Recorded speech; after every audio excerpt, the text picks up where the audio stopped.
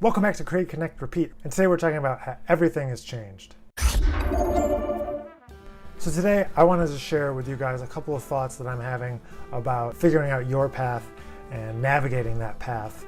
And I think that there's a lot of great advice out there about following in the footsteps of people that are doing what you want to be doing. And I think that that's a great way to get on that path. But for me, something that I've encountered over the last several years of thinking about this is what happens when you were thinking about replicating a strategy that no longer exists.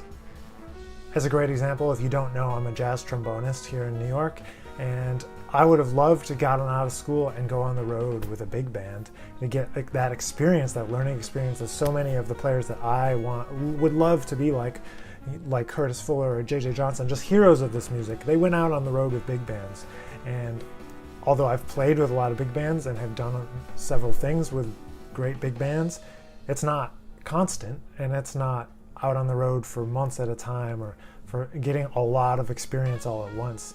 You know, there's no Art Blakey and the Jazz Messengers to go aspire to be and to play straight ahead original music. And for me, that leaves a little bit of a question mark of where do we go and how do we figure this out? And I think part of that is to say that everything has changed. The scene, especially as a jazz musician, has developed in a way where it's not going to be the way that our teachers, had it. Even 20 years ago, it seems like things are nothing like it, and it'll probably be the same again to the students that we teach 20 years down the road. They're not going to have the same paths to follow as we had.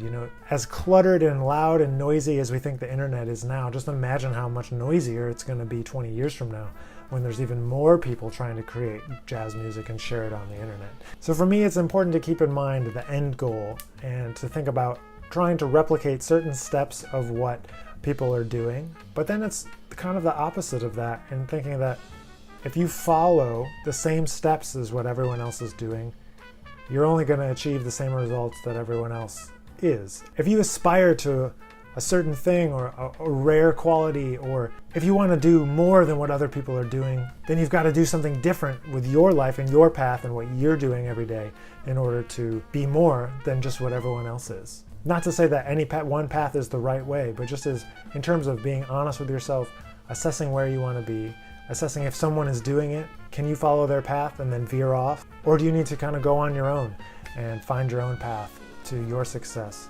I've said this before on this show, but if you aim at nothing, you're going to hit it every single time. So it's important to have a goal and aim at it, but I think it's also important to know that when a detour opportunity comes along, that sometimes that's the right thing, and that experience that's going to set you apart from everyone else is the thing that eventually is going to get you to where you want to be. And because right now, you've got to collect all these experiences and kind of form them into whatever becomes, further down the road in our careers.